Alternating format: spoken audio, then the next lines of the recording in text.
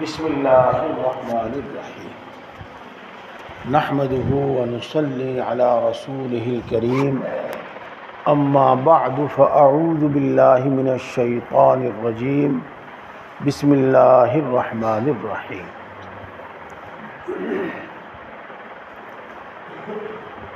فلما رأى الأحزاب قالوا هذا ما وعدنا الله ورسوله وصدق الله ورسوله وما زادهم إلا إيمانا وتسليما صدق الله العظيم۔ محترم بزرگوں اور دوستو، آپ کھل کر اور بالکل اطمینان سے بیٹھ جاؤ، جس طرح بھی آپ پہ بیٹھا جا رہا ہے، بس گوڈوں کی کوڑی بھر کے نہ بیٹھی ہو۔ گوڈوں کی کوڑی بھر کے بیٹھو گے تو آئے گی نیند، اور آرام سے جس طریقے سے آپ کو آرام ملے اس طرح بیٹھ جاؤ۔ ایک بات، اور دوسری بات، جب آدمی نیت اور ارادہ کر لیتا ہے پھر دل میں چین اور سکون رہتا ہے، اور اگر پہلے ہی سے بھاگنے کی جلدی ہو تو پھر اسے تھوڑا سا وقت بھی زیادہ معلوم ہوتا ہے۔ تو آپ کو عشاء کی نماز پڑھ کر جانا ہے یہاں سے انشاءاللہ، بالکل اطمینان سے، کوئی جلدی نہیں، دل میں کوئی تقاضا نہ رکھیے اور یہ سوچئے کہ عشاء کی نماز پڑھ کے جانا ہے انشاءاللہ یہاں سے۔ نمبر 3، دوستو، حدیث پاک میں آیا ہے انما الاعمال بالنیات۔ عمل جو بھی کرتا ہے انسان، جو بھی عمل کرتا ہے، اس عمل کا فائدہ اس کی نیت کے مطابق حاصل ہوتا ہے۔ تو یہ بھی ایک عمل ہے، یہ بھی ایک کام ہے، یعنی بعض تقریر سننا، دین کی بات سننا، یہ بھی ایک کام ہے۔ ہمیں اس سے پہلے، سننے سے پہلے نیت کر لینی چاہیے۔ بعض تقریر سنتے، کتاب سننے سے پہلے کیا نیت کرنی چاہیے؟ یہ نیت کرنی چاہیے کہ جو سنیں گے عمل کریں گے۔ جب آپ یہ نیت کریں گے تو انشاءاللہ العزیز عمل کی توفیق ہوگی۔ اور میرے شیخ حضرت مولانا مسیح اللہ خان صاحب جلال آبادی نور اللہ مرقدہ ارشاد فرمایا کرتے تھے کہ جب آدمی دل میں سچی نیت، سچی طلب رکھتا ہے اور مجاہدہ کرتا ہے، یعنی کچھ کرتا ہے، یہ سمجھ لو آپ، تو اس کو عمل کی توفیق ہو ہی جاتی ہے۔ دیکھو، الفاظ تو یہی ہیں اور یہی ہونے چاہیے، لیکن آج کل کچھ دماغ اور ذہن اور ہی طرح کا ہو گیا۔ ہاں، یہ 100%، 100% اس کو توفیق ہو ہی جاتی ہے۔ تو دیکھو، اس طرح کے الفاظ استعمال کرنا احتیاط کے خلاف ہے۔ بس بات وہی ہے کہ سچی طلب ہو، نیت ہو، تو پھر عمل کی توفیق ہو ہی جاتی ہے۔ کئی بات ہو گئی، ایک بات اور سنو۔ آپ خوب جانتے ہیں، آپ ماشاءاللہ وعظ تقریر آپ سنتے رہتے ہیں، آپ اپنا تبلیغ میں وقت لگاتے رہتے ہیں، تو آپ کو دین کی کچھ نہ کچھ، بلکہ بہت کچھ سوجھ بوجھ ہوگی۔ جب آدمی یہ یقین کرے کہ مجھے اس عمل سے یہ فائدہ ہوگا، تو آدمی اس عمل کو کرتا ہے، اس کام کو کرتا ہے۔ اور جب یہ یقین کر لے کہ اس کام سے مجھے یہ نقصان ہوگا، تو آدمی اس کام سے بچتا ہے۔ اور اگر یقین نہ ہو نفع کا اور یقین نہ ہو نقصان کا، تو پھر آدمی جو مرضی میں آوے کرتا رہتا ہے۔ اجی مولوی صاحب آپ کو شوگر ہے، آپ رسگلے نہ کھاؤ، ارے کھان دے کچھ نہیں ہوتا، بس ایک بات دل میں بیٹھ گئی کہ کچھ نہیں ہوتا، اب اسے رسگلے کھانے ہیں اور اس کا نقصان بھگتنا ہے، یوں سمجھ لو آپ۔ تو عمل کے فائدے کا جب یقین ہوگا، عمل پر اللہ نے، اللہ کے رسول نے جو وعدہ کیا ہے، جب اس کا یقین ہوگا تو آدمی عمل کرے گا۔ اور اللہ کی نافرمانی اور گناہ کے نقصان کا جب آدمی کو یقین ہوگا تو وہ گناہ سے بچے گا اور اللہ کی نافرمانی سے بچے گا۔ اور اگر اسے یقین نہ ہو بلکہ الٹی بات سوچ لے اور تو بھائی پھر برائی سے وہ نہیں بچے گا۔ اس واسطے آج میری بات جو آپ کے سامنے ہوگی وہ کچھ اسی طرح کی ہوگی، اور میں اپنی بات شروع کرتا ہوں۔ اللہ سچا، اللہ کا کلام سچا، اللہ کا وعدہ سچا، اللہ کا رسول سچا، اللہ کے رسول کی ہر بات سچی، اور اللہ کے رسول کا ہر وعدہ سچا۔ اور یہ بات پکی نہیں بلکہ پکم پکی بات ہے۔ دیکھو، ہم جب ایمان میں داخل کیا جاتا ہے یا ہم اپنے بچوں کو جب ایمان کی بات سکھلاتے ہیں تو بہت سی باتوں میں سے ایک بات یہ بھی سکھلائی جاتی ہے کہ میں اللہ پر ایمان لایا، اللہ کے رسول پر ایمان لایا، اللہ کی کتابوں پر ایمان لایا۔ اللہ پر ایمان لانے کے جو اور مطلب ہیں ان میں سے ایک مطلب یہ بھی ہے جو میں نے آپ کے سامنے بتایا، اللہ سچا، اللہ کی ہر بات سچی، اللہ کا ہر وعدہ سچا۔ اللہ کے رسول پر ایمان لانے کا ایک مطلب یہ بھی ہے کہ اللہ کا رسول سچا، اللہ کے رسول کی ہر بات سچی، اور اللہ کے رسول کا ہر وعدہ سچا۔ قرآن سچا، قرآن کی ہر بات سچی، اور قرآن میں جو وعدہ کیا گیا ہے وہ سچا، وہ پورا ہو کر رہے گا، اس میں کوئی شک و شبہ نہیں۔ ان باتوں کو سمجھنا ہے اور دل دماغ میں بٹھانا ہے اور یاد رکھنا ہے۔ ہم ان باتوں کو سمجھ کر دل میں بٹھا کر اور ان کو یاد رکھیں تو قدم قدم پر بلکہ ہر وقت ہم کو یہ بات فائدہ دے گی۔ بس میں اپنی بات کو یہیں چھوڑتا ہوں، چونکہ اسی پر بات چلتی رہی تو اسی میں وقت سارا لگ جائے گا۔ میں آپ کو پہلے 2 آیتیں سناؤں، 2 آیتیں۔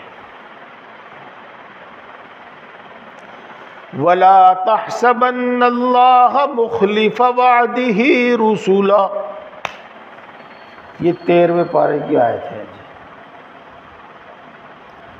اللہ اس میں یہ ارشاد فرماتے ہیں کہ اے سننے والے سن لے،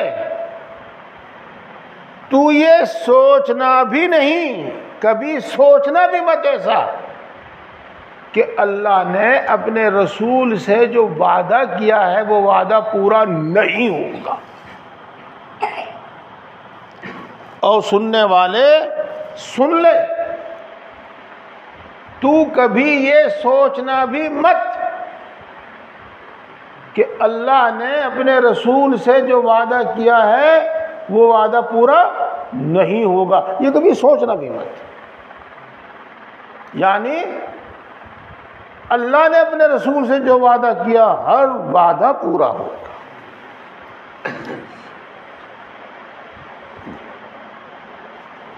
اسی طریقے سے جب جنتی جنت میں چلے جائیں گے اور جہنمی جہنم میں چلے جائیں گے تو جنتی یہ کہیں گے جہنمیوں کو، قرآن پاک میں ہی ہے یہ، کہ اللہ نے ہم سے جو جو وعدے کیے تھے ہم نے وہ سب وعدے پورے ہوتے ہوئے دیکھ لیے، اب وہ سب وعدے پورے ہو گئے۔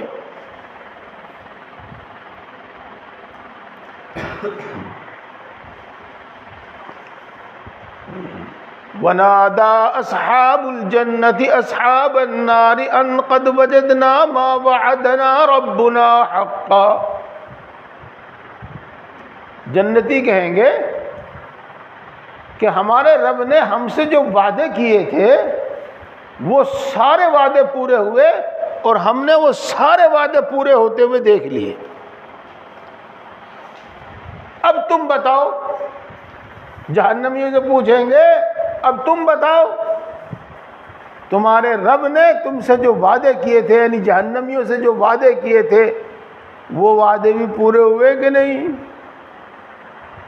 ہاں، ظاہر بات ہے کہ ان کی طرف سے بھی یہی جواب ہوگا کہ جو کچھ اللہ نے بتایا تھا اپنے کلام پاک میں، جو کچھ اللہ کے رسول نے بتایا تھا اپنی حدیثوں میں، جس عمل کی جو سزا بتائی تھی اللہ نے قرآن پاک میں، جس عمل کی جو سزا بتائی تھی اللہ کے رسول نے اپنی حدیثوں میں، وہ سب کی سب پوری ہو رہی ہیں، اسی طرح ہو رہی ہیں۔ دوستو اس بات کو بار بار سنیے، اللہ کا ہر وعدہ پورا ہوگا اور اللہ کے رسول کا ہر وعدہ پورا ہوگا۔ بات صرف اتنی ہی ہے، اور میں اسی بات کو تھوڑی سی تفصیل سے آپ کو سمجھانا چاہوں اور کوشش یہ کروں گا میں کہ یہ بات ہمارے بچوں کے، ہمارے بڑوں کے، سب کے دل میں ایسی بیٹھ جاوے کہ اس کا ایسا یقین ہو جائے، ایسا یقین ہو جائے جیسے آنکھوں دیکھی چیز کا یقین ہوتا ہے۔ دوستو آپ نے قصہ بار بار سنا ہوگا، ترجمہ اور تفسیر آپ نے سنی ہوگی، تو وہاں بھی آپ نے سنا ہوگا کہ فرعون بنی اسرائیل کے بچوں کو، لڑکوں کو قتل کر دیتا تھا اور لڑکیوں کو کچھ نہیں کہتا تھا۔ لڑکیاں زندہ رہتی تھی اور لڑکوں کو قتل کر دیتا تھا۔ پہلے تو وہ مسلسل قتل کر رہا تھا، پھر اس کے وزیروں نے مشورہ دیا کہ اگر آپ ان کے تمام لڑکوں کو قتل کرتے رہیں گے تو ان کی تو نسل ہی ختم ہو جائے گی، پھر ہمارا بگاڑ اور ہماری نوکری اور ہماری خدمت کون کرے گا؟ تو ایسا کرو کہ ان کی تعداد بھی نہ زیادہ بڑھے اور یہ ختم بھی نہ ہو، کچھ نہ کچھ یہ موجود رہے، نسل چلتی رہے ان کی۔ تو 1 سال تم ان کے بچوں کو، لڑکوں کو قتل کرو اور 1 سال ان کے لڑکوں کو قتل نہ کرو۔ چنانچہ پھر اس پر عمل کرنا شروع کر دیا۔ جو لڑکوں کے قتل کرنے کا سال نہیں تھا، اس سال میں حضرت ہارون علیہ السلام پیدا ہوئے، تو ان کے ساتھ تو کوئی مسئلہ ہونا ہی نہیں تھا، اور جو سال بچوں کے قتل کا سال تھا، لڑکوں کے قتل کا سال تھا، اس سال حضرت موسیٰ علیہ السلام پیدا ہوئے۔ اور دوستو ان کے ساتھ مسئلہ کھڑا ہونا ہی ہونا تھا۔ جب حضرت موسیٰ علیہ السلام پیدا ہو گئے تو اللہ تبارک و تعالیٰ نے حضرت موسیٰ کی ماں کے دل میں ایک بات ڈالی۔ وَأَوْحَيْنَا إِلَىٰ أُمِّ مُوسَىٰ أَنْ أَرْضِعِيهِ، اس آیت شریفہ میں یہ بات بیان کی گئی ہے۔ اس ساری بات کا حاصل یہ ہے کہ تو موسیٰ کو دودھ پلاتی رہے، اور جب تو کوئی خطرہ محسوس کرے تو موسیٰ کو دریا میں ڈال دینا۔ ہم وعدہ کرتے ہیں کہ موسیٰ کو تیرے پاس واپس پہنچا دیں گے۔ سن رہے بھائی آپ؟ ماشاءاللہ دھیان سے سن رہے آپ۔ اللہ نے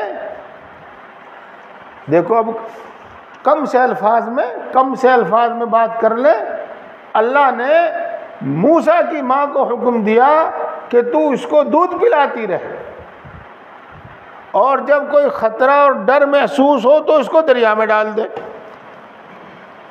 ہم وعدہ کرتے ہیں کہ تیرا بچہ تیرے پاس واپس پہنچا دیں گے۔ حضرت موسیٰ علیہ السلام کی ماں نے ایسا ہی کیا، دودھ پلاتی رہی۔ جب کوئی خطرہ اور ڈر محسوس کیا تو حضرت موسیٰ علیہ السلام کو ایک صندوق میں رکھ کے اور دریائے نیل میں ڈال دیا۔ دوستو، جو بات میں بیان کرنا چاہ رہا ہوں اس سے ہٹ کے اسی قصے میں سے ایک بات بیان کرتا ہوں میں آپ کے سامنے، اور آپ یوں نہ سوچیو کہ یہ ہمیں بار بار یوں کیوں کہہ رہا کہ دھیان سے سنو دھیان سے سنو۔ آپ ماشاءاللہ دھیان سے سن رہے ہیں، لیکن میں پھر بھی بیچ بیچ میں ایسا کہتا رہوں گا، چونکہ بہت ضروری بات، بہت اہم بات جب کہی جاتی ہے تو آدمی کو متوجہ کیا جاتا ہے۔ موسیٰ علیہ السلام کو دریا میں ڈال دیا، اور موسیٰ کی ماں نے اپنی بیٹی کو، موسیٰ کی بہن کو حکم دیا کہ تم دریا کے کنارے کنارے رہو، کسی بہانے سے، لکڑی چننے کے بہانے سے، گوبر چننے کے بہانے سے، سوکھا گوبر کیا کہتے ہیں آپ اس کو، اس کے چننے کے بہانے سے، کسی بھی بہانے سے دریا کے کنارے کنارے رہ، اور اس صندوق پر نظر رکھ۔ یہ کہاں جاتا ہے، ڈوبتا ہے، بہتا ہے، کون اٹھاتا ہے، پھر کیا کرتا ہے، تو اس پر ذرا نظر رکھ۔ غرض موسیٰ کی بہن نے یہ کام انجام دیا، وہ نظر رکھتی رہی۔ اس نے دیکھا کہ یہ صندوق فرعون کے محل کے نیچے پہنچ جاتا ہے، اور فرعون کے محل کی عورتیں، باندیا، خادم وہاں پر جو اپنے نہانے یا کوئی بھی کام کر رہی تھی، انہوں نے وہ صندوق پکڑ لیا، اٹھا لیا، اور وہ صندوق فرعون کے محل میں لے گئی۔ اور چونکہ صندوق اٹھانے والی اور لے جانے والی عورتیں تھیں، انہوں نے وہ صندوق فرعون کی بیوی کو سامنے لے جا کر رکھا۔ موسیٰ کو جب صندوق کھولا گیا اور موسیٰ کو دیکھا تو پہلا کام تو یہ ہوا کہ موسیٰ کو دیکھتے ہی آسیہ کے دل میں موسیٰ کی محبت بیٹھ گئی۔ اور یہ معاملہ صرف آسیہ کے ساتھ نہیں ہوا، بلکہ جو بھی موسیٰ کی صورت دیکھتا اس کے دل میں موسیٰ کی محبت بیٹھتی۔ حتیٰ کہ فرعون جس نے صرف اسی وجہ سے کہ موسیٰ پیدا نہ ہو اور موسیٰ زندہ نہ رہے نہ معلوم کیا کیا کیا تھا، کتنے بچے قتل کروائے تھے اور کیا کیا کیا تھا، وہ قصہ نہیں آج آپ کو سناتے ہیں ہم۔ جب اس نے موسیٰ کو دیکھا تو اس کے دل میں بھی موسیٰ کی محبت بیٹھ گئی۔ وَأَلْقَيْنَا عَلَيْكَ مَحَبَّةً مِّنِّي، اور ہم نے اپنی طرف سے تیرے اوپر ایک محبت ڈال دی کہ جو بھی دیکھتا اس کے دل میں تیری محبت اتر جاتی۔ بہرحال آسیہ نے، فرعون کی بیوی نے فرعون کے سامنے تجویز رکھی کہ تو اس کو اپنا بیٹا بنا لے، یہ تجھ کو نفع دے گا اور تو اس کو قتل مت کر، لا تقتلوه عسى ان ينفعنا او نتخذه ولدا۔ بہرحال فرعون نے قتل کرنے کا کوئی ارادہ نہیں کیا، اپنا بیٹا بنا لیا، اور اب موسیٰ کو دودھ پلانے کی فکر شروع ہوئی۔ میں ساتھ ساتھ میں آپ کو پوری آیت نہیں تو ادھوری سی تھوڑی سی آیت بھی سنا رہا ہوں، پوری آیت سناؤں اس کا ترجمہ سناؤں تو وقت زیادہ لگے گا۔ لیکن موسیٰ علیہ السلام کسی کا دودھ نہیں پکڑتے تھے۔ وَحَرَّمْنَا عَلَيْهِ الْمَرَاضِعَ مِنْ قَبْلُ، سب دودھ پلانے والی اس پر ہم نے ممنوع کر دی تھی، وہ کسی کا دودھ ہی نہیں پی رہے تھے۔ اب ظاہر بات ہے کہ بچہ پالنا ہے تو دودھ پلانا ہے، اور ظاہر بات ہے کہ جب بچے کو بھوک لگتی ہے تو وہ روتا ہے۔ تو جو آدمی موسیٰ کو قتل کرنے کی فکر میں تھا وہی اب موسیٰ کو دودھ پلوانے کی فکر میں ہے، اور اس فکر میں ہے، اس تلاش میں ہے کہ کسی طریقے سے موسیٰ کسی کا دودھ پی لے، کسی کا دودھ پکڑ لے۔ یہ ہوا جب موسیٰ کی بہن نے دیکھا کہ یہ کسی کا دودھ پکڑ ہی نہیں رہا ہے، کسی کا دودھ پی ہی نہیں رہا ہے، اور محل والے بڑے پریشان ہیں، تو موسیٰ کی بہن نے کہا قالت هل ادلکم علی من یکفلونہ وہم لہ ناصحون، اگر تم کہو تو میں تمہیں ایک ایسی عورت کا پتہ بتا دوں جس کا یہ دودھ پی لے گا، اور وہ بڑے خیر خواہ ہیں۔ دوستو اس کے بعد اس لڑکی کو، اس عورت کو کہا گیا کہ بتا، اس کو بھی بلوا کے دیکھتے ہیں۔ تو اس نے پتہ بتا دیا کہ فلاں عورت کو بلوا کے دیکھو، بڑی نیک ہے، بڑی صاف ستھری ہے، بڑے اچھے اخلاق کی ہے، شاید اس کا دودھ پکڑ لے۔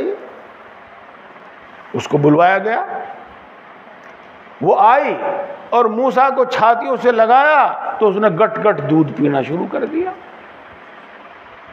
دوستو آپ نے ایک قصہ سنا، میں جو بات آپ کو بتانا چاہ رہا ہوں وہ تو بتاؤں گا، اس سے پہلے آپ میری دو بات سنو، اور جس طرح دھیان سے سن رہے اس سے زیادہ دھیان اور توجہ سے سنو۔ ہاں، پہلی بات، اللہ کے وعدے ضرور پورے ہوں گے جیسے کہ آپ سن رہے ہیں، اب بار بار کہنے کی ضرورت نہیں، لیکن جو ہمارے کرنے کا کام ہے وہ ہمیں ضرور کرنا چاہیے، ہمیں وہ نہیں چھوڑنا چاہیے۔ جو ہمارے کرنے کا کام ہے اسباب اختیار کرنا اور محنت کرنا، جد و جہد کرنا، یہ ہمیں ضرور کرنا چاہیے، یہ ہمیں چھوڑنا نہیں چاہیے۔ ارے اللہ مالک ہے، جو کچھ ہوگا دیکھی جائے گی، ارے جو مقدر میں ہو جاوے گا، ایسا کبھی مت سوچنا میرے بھائی۔ آپ کے ذمہ جو محنت ہے، آپ جو کر سکتے ہیں وہ ضرور کریں۔ دیکھو موسیٰ علیہ السلام کی ماں کو اللہ کے وعدے پر پورا پورا یقین تھا، جبھی تو اس کو دریا میں ڈال دیا تھا، لیکن اس کے بعد بھی موسیٰ کی بہن کو اپنی بیٹی کو بھیجا کہ اس کی ذرا نگرانی رکھنا، حالات کو معلوم، حالات کا علم، حالات کی جانکاری رکھنا۔ تو آپ کے جو کرنے کا کام ہے آپ کو ضرور کرنا ہے، اللہ کے وعدوں کا یقین کے ساتھ ساتھ یہ، اور تمام کام ہوشیاری سے کرنا، عقل مندی سے کرنا، ہوشیاری سے کرنا، لاپرواہی سے کام مت کیا کرو۔ دیکھو موسیٰ کی بہن موسیٰ کی نگرانی کر رہی ہے، اس پر نگاہ رکھ رہی ہے، لیکن اس پورے عمل کے وقت، پوری نگرانی کے وقت اس نے ہرگز کسی کو یہ محسوس نہیں ہونے دیا کہ یہ موسیٰ کی بہن ہے، یہ اس بچے کی بہن ہے، یہ اس بچے پر نگاہ رکھے ہوئے ہے یہ، بلکہ اس طریقے سے اس خدمت کو انجام دیا، اس کام کو انجام دیا کہ کسی کو احساس ہی نہیں ہوا کہ اس عورت کا، اس لڑکی کا اس بچے سے کوئی تعلق ہے، اس صندوق سے کوئی تعلق ہے اور یہ اس کی نگرانی رکھتی ہے، کسی کو شک تک پیدا نہیں ہوا۔ تو ہر کام ہوشیاری سے کرو، سمجھ بوجھ سے کرو۔ اسی طریقے سے جب وہ محل میں جاتی ہے تو وہ یوں نہیں کہتی کہ میں اس کی بہن ہوں اور میری ماں کو بلا لو، یہ اپنی ماں کا دودھ فوراً پکڑ لے گا، کیوں پریشان ہو، وہ یہ نہیں کہتی، بلکہ بڑی ہوشیاری سے یوں کہتی ہے کہ میں ایک عورت کو جانتی ہوں جو بڑی صاف ستھری ہے، بڑی نیک ہے، بڑے اچھے اخلاق والی ہے، مجھے امید ہے کہ یہ بچہ اس کا دودھ پی لے گا، تم اس کو بلوا کے دیکھو۔ ہوشیاری سے کام کرو سارے۔ اللہ مالک ہے، یوں کہے گا الٹے سیدھے قدم نہ اٹھاؤ، جو کوئی مقدر میں ہو جاوے گا، یہ کہے گا الٹے سیدھے قدم نہ اٹھاؤ۔ ایک بات، دوسری بات، دیکھو دوستو،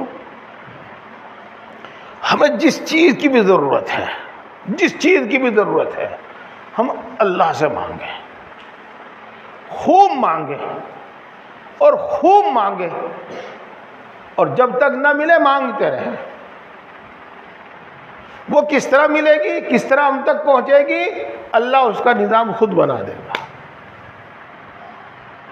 صندوق کیوں گیا چل کر محل، فرعون کے محل کے نیچے؟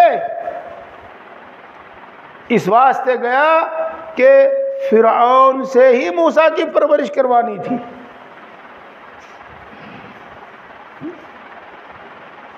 موسیٰ کے چہرے پر موسیٰ کے چہرے پر ایک ایسی حالت اللہ نے پیدا کر دی کہ جو دیکھتا محبت میں گرفتار ہو جاتا۔ ایسا کیوں ہوا؟ کہ دشمنوں سے اس کی پرورش کروانی تھی۔ اس واسطے اللہ ایسے ہی اسباب بنا دیتا ہے، ہم اللہ سے دعا خوب کریں، اللہ سے دعا خوب کریں۔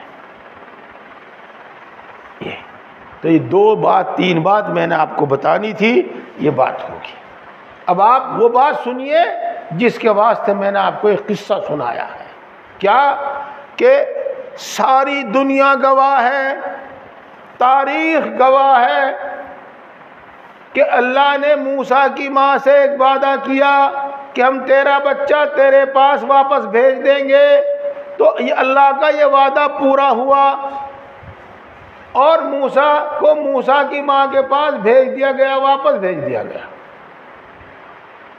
اس لیے یاد رکھو دوستو، اللہ کا ہر وعدہ پورا ہوگا۔ جو وعدہ اللہ کا دنیا میں ہے وہ دنیا میں پورا ہوگا، جو برزخ میں ہے، قبر میں ہے، وہ قبر میں پورا ہوگا، اور جو آخرت میں ہے وہ آخرت میں پورا ہوگا۔ ہر وعدہ پورا ہوگا، اس کا یقین رکھو۔ بات چونکہ زیادہ لمبی ہو جاوے گی، اس لیے میں قرآن پاک کے اور دوسرے واقعات چھوڑ کر آپ کو حدیث کے 2 واقعے سناتا ہوں، بس 2 واقعے، اور ایسے واقعے سناؤں گا میں آپ کو جس کا دستاویزی ثبوت موجود ہے، تاریخ اس کی گواہ ہے، ساری دنیا گواہ ہے، بلکہ اگر کہو تو یوں کہہ دو کہ ہم آج اس کو اپنے آنکھوں سے دیکھ رہے ہیں۔ دوستو، ایک مرتبہ سارے یہودی جو عرب میں رہتے تھے اور عرب کے جتنے بھی قبیلے تھے، جتنے بھی خاندان تھے، تقریباً سبھی اکٹھے ہو کر مدینے پر چڑھ آئے، اس ارادے سے کہ مدینے سے مسلمانوں کا صفایا کرنا ہے، اسلام کا صفایا کرنا ہے، اسلام اور مسلمانوں کو ہمیشہ کے واسطے ختم کرنا ہے۔ اس ارادے سے ایک بہت بڑی فوج مدینہ منورہ پر حملہ کرتی ہے۔ اتنی بڑی فوج کہ صحابہ کرام رضوان اللہ تعالی علیہم اجمعین، بلکہ خود رسول اللہ صلی اللہ علیہ وسلم نے جب فوج کی طاقت دیکھی اور اپنی طاقت دیکھی تو یہ فیصلہ کیا کہ میدان میں نکل کر آمنے سامنے مقابلہ نہیں کریں گے،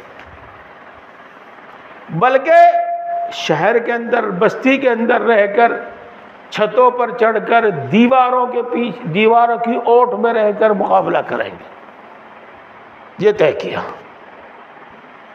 اور حضرت سلمان فارسی رضی اللہ تعالی عنہ کے مشورے سے رسول اللہ صلی اللہ علیہ وسلم نے ایک خندق کھدوانی شروع کی۔ مدینے کے تین طرف اتنے اونچے اونچے پہاڑ تھے کہ ادھر سے لشکر کے آنے کا اندیشہ اور خطرہ نہیں تھا۔ ایک طرف تقریباً 15 میل 25-30 کلومیٹر کہہ لو آپ، ایک ایسا ایریا تھا، ایسی جگہ تھی کہ وہاں سے دشمن کے آنے کا خطرہ تھا، دشمن وہیں سے آتا، تو وہاں خندق کھودنی شروع کر دی۔ خندق کا مطلب آپ سمجھ رہے ہوں گے، اور اگر نہ سمجھ رہے ہوں تو ایک بہت چوڑا، بہت گہرا گڈھا جس کو گھوڑا کود کر نہ پار کر سکے، آدمی کود کر نہ پار کر سکے، آدمی اس میں نیچے نہ اتر سکے، نیچے اتر جاوے تو اوپر نہ چڑھ سکے، خندق کھودنی شروع کر دی۔ اور رسول اللہ صلی اللہ علیہ وسلم نے وہ تھوڑی چار صحابہ پر تقسیم کر دی کہ تم یہاں سے یہاں کھود دو، یہاں سے یہاں تک تم کھود دو، یہاں سے یہاں تک تم کھود دو، یہاں سے یہاں تک تم کھود دو۔ میرے دوستو، معاف کیجئے گا، اللہ کا شکر ہے ہمارا ایمان بڑا پکا، اللہ کا شکر ہے ہمیں اللہ پر بڑا بھروسہ، اچھا اپنے نبی پر بڑا بھروسہ، بہت یقین ان کی باتوں کا، لیکن ہم کچھ جہالت میں مبتلا ہیں۔ صحیح بات بتا،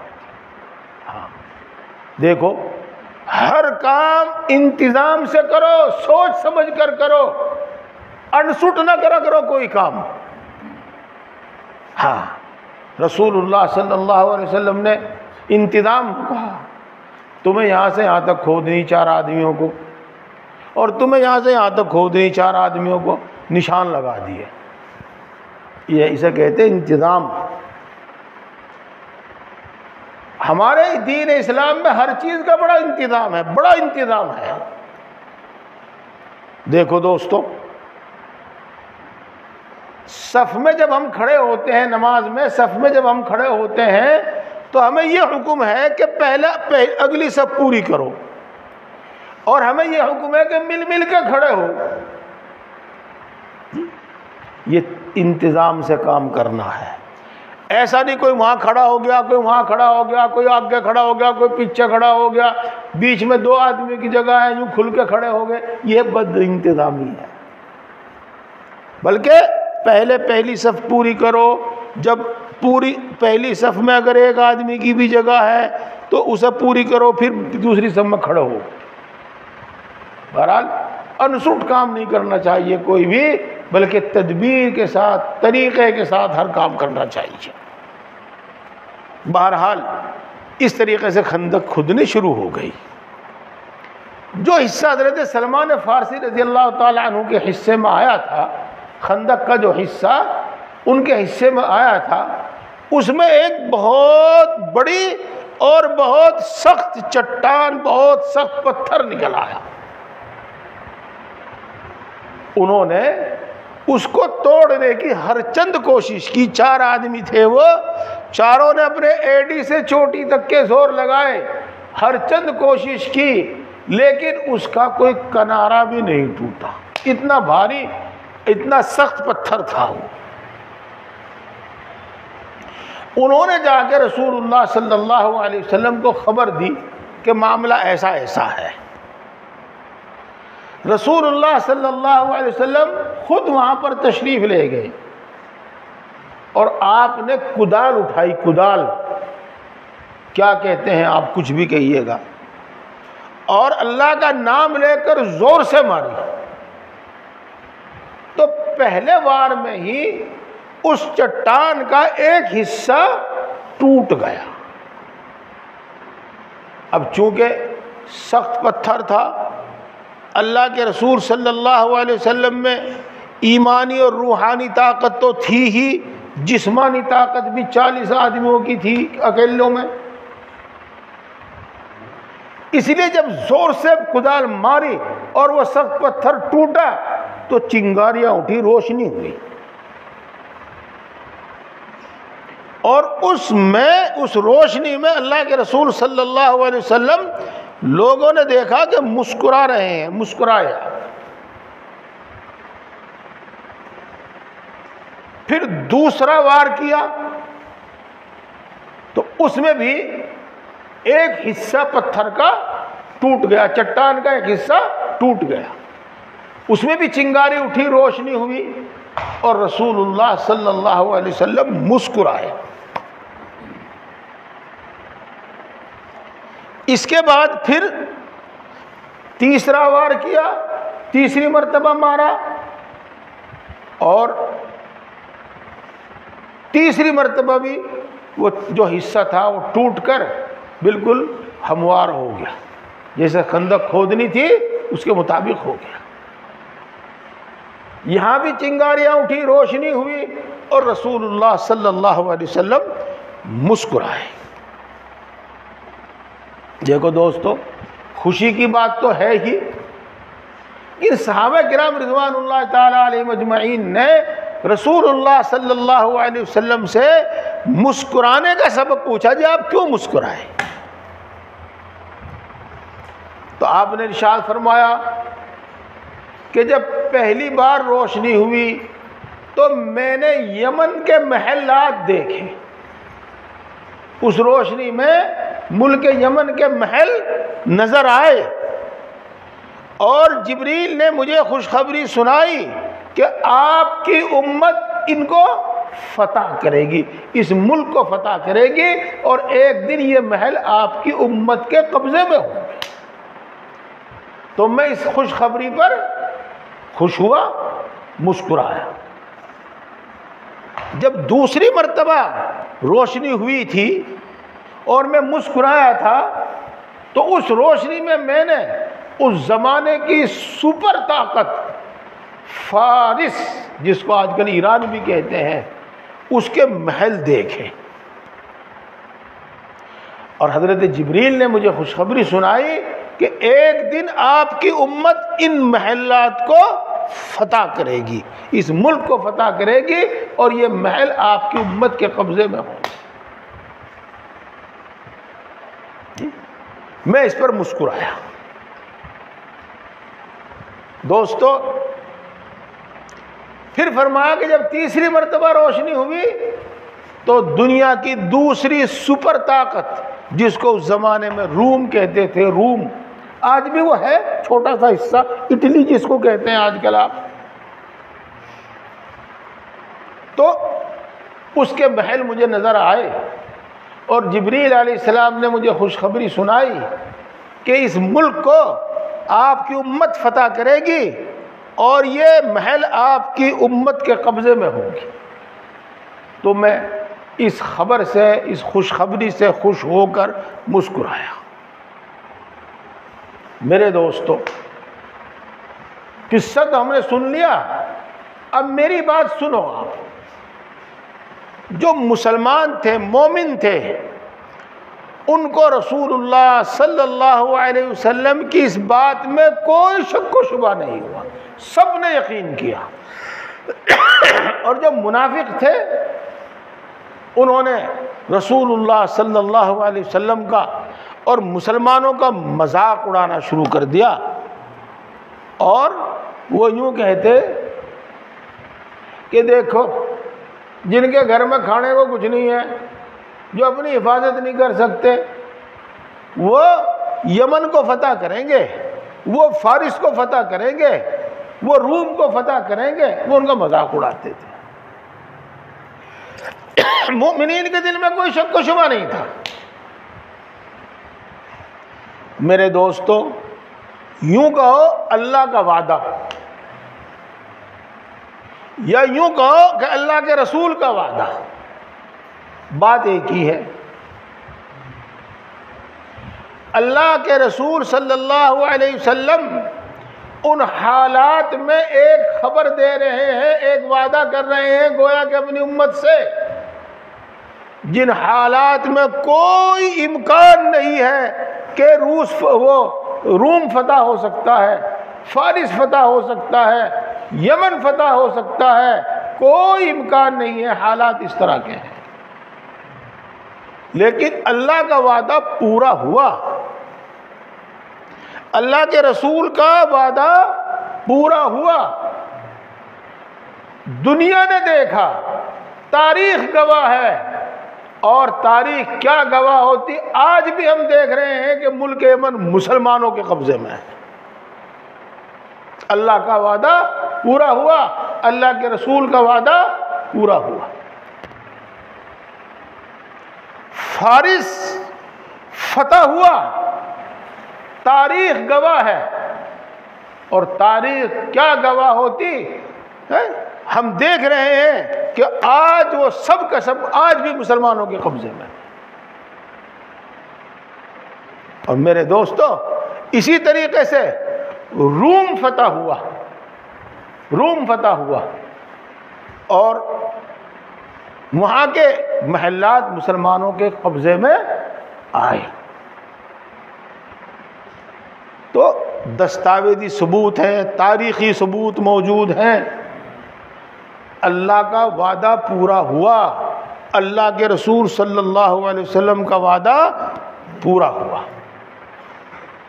زبان سے بھی کہو، دل سے بھی یقین کرو، اللہ کا ہر وعدہ پورا ہوگا۔ کہو اللہ کا ہر وعدہ پورا ہوگا، اللہ کے رسول کا ہر وعدہ پورا ہوگا۔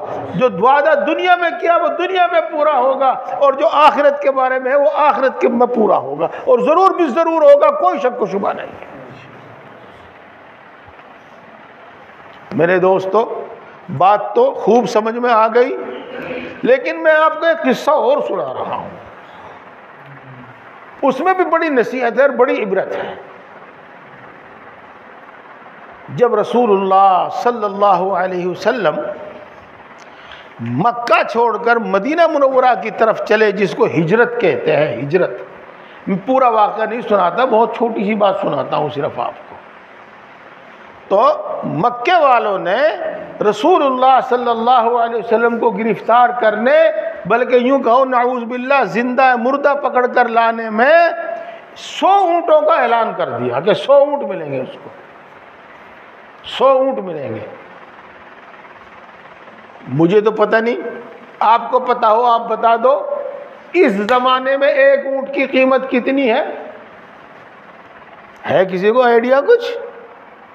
1 لاکھ روپے کی تو ہوئے گی، 1 لاکھ روپے سے اوپر کی تو بھینس آ رہی، تو 1 لاکھ روپے کی تو ہوئے گی ہے، تو 1 کروڑ کا تو اعلان ہو گیا۔ اور اگر آپ اونٹ کی قیمت 1.5 لاکھ مان لو تو 1.5 کروڑ ہو گیا، اور 2 لاکھ مان لو تو 2 کروڑ ہو گئے۔ اتنا بڑا انعام کا اعلان کر دیا۔ تو دنیا اور کیا کہ مکہ نکل پڑا، سب واپس آ گئے۔ پھر ایک خبر پر اس زمانے کا ایک 2 نوجوان اور اس زمانے کا ایک بہادر جس کا نام سراقہ تھا، سراقہ، وہ چلا، اور اس کو اتنی صحیح اور سچی خبر ملی تھی کہ وہ اسی طرف دوڑا، اسی طرف چلا جس طرف حضرت ابوبکر رضی اللہ تعالیٰ عنہ اور رسول اللہ صلی اللہ علیہ وسلم چلے جا رہے تھے، اور وہ آپ کے اتنے نزدیک پہنچا، اتنے نزدیک پہنچا کہ رسول اللہ صلی اللہ علیہ وسلم جو پڑھ رہے تھے وہ اس کو سنائی دے رہا تھا، اتنے نزدیک پہنچ گیا۔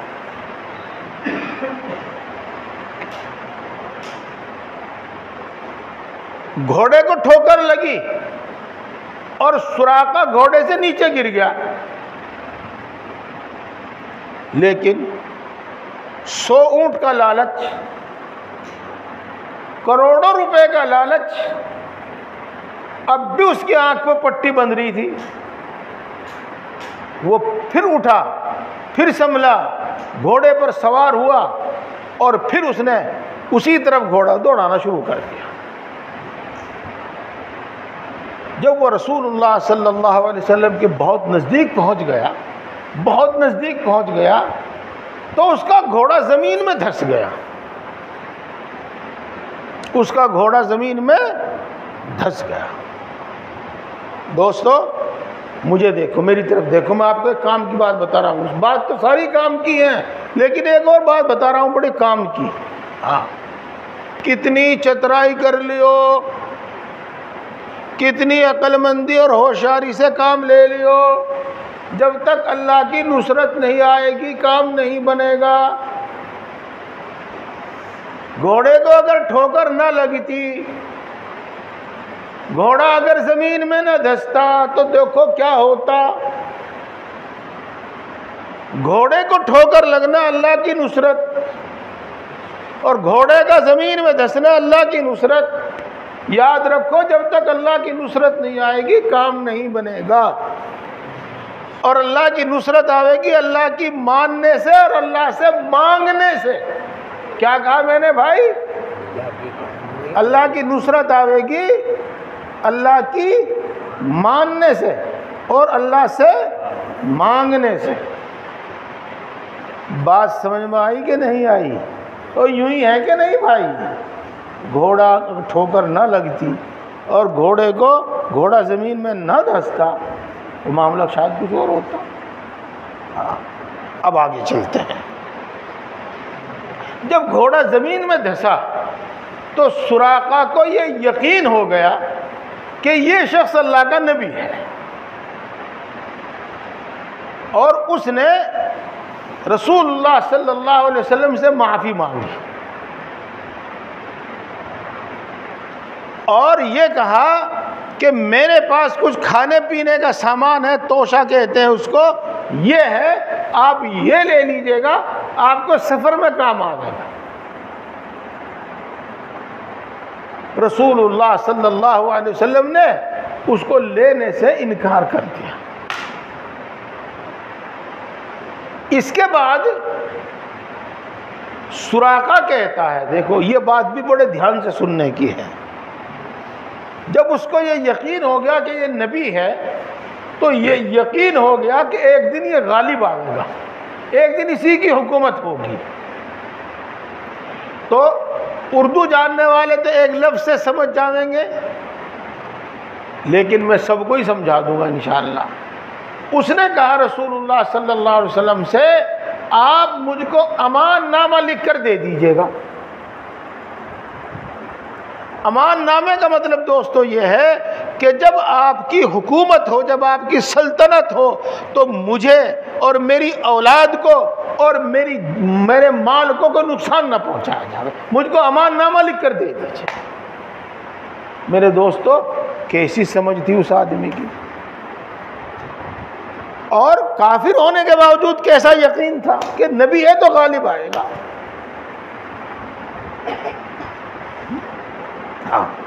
یہ تو باتیں درمیان کی تھی اور بہت ضروری تھی، ہمارے ایمان اور یقین کو بڑھانے والی۔ میرے دوستو اگلی بات سنیے جو میں آپ کو سنانا چاہ رہا تھا۔ اس کے بعد رسول اللہ صلی اللہ علیہ وسلم نے ارشاد فرمایا، اے سراقہ، تیرا خوشی سے کیا حال ہوگا جب کسریٰ کے کنگن تجھے پہنائے جائیں گے۔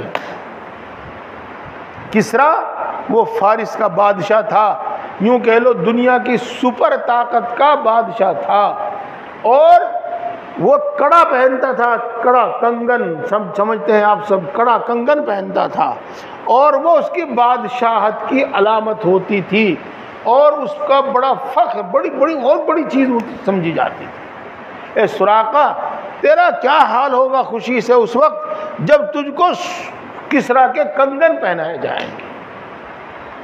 میرے دوستو، ایک قصہ تو پورا ہو گیا تو بات پوری ہو گئی، لیکن پھر آپ میرے ساتھ آپ بھی کہو، اللہ سچا، اللہ کی ہر بات سچی، اللہ کا ہر وعدہ سچا۔ میرے دوستو، کسریٰ کا ملک فتح ہوا، اور کسریٰ کے کنگن حضرت عمر رضی اللہ تعالیٰ عنہ کے پاس آئے، اور حضرت عمر رضی اللہ تعالیٰ عنہ نے کسریٰ کے وہ کنگن سراقہ کو پہنائے۔ اللہ کا ہر وعدہ پورا ہوگا، اللہ کے رسول صلی اللہ علیہ وسلم کا ہر وعدہ پورا ہوگا۔ میرے دوستو، بات یہیں تک ہے بس،